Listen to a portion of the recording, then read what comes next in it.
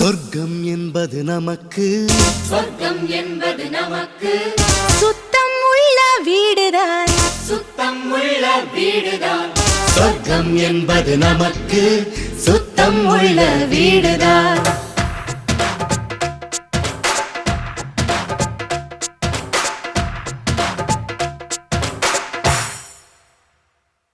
சொர்க்கம் என்பது நமக்கு